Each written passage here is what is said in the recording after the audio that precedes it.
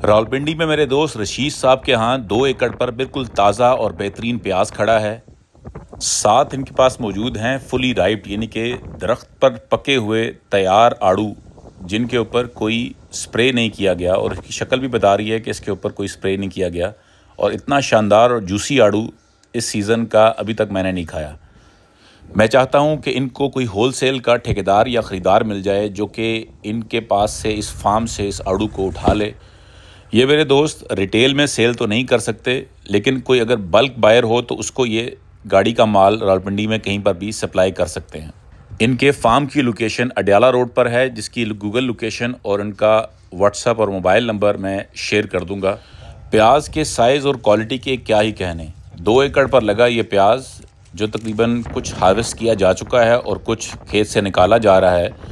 अगर आप इसके बल्क बायर हैं और आप डायरेक्टली फार्म पर आकर इनसे ठेका करना चाहते हैं या इनसे ख़रीदना चाहते हैं, तो ये आपको अपने फार्म से दे देंगे। इतने खूबसूरत आड़ू हैं और जायकेदार, और कभी आपने अगर ताज़ा फ्रूट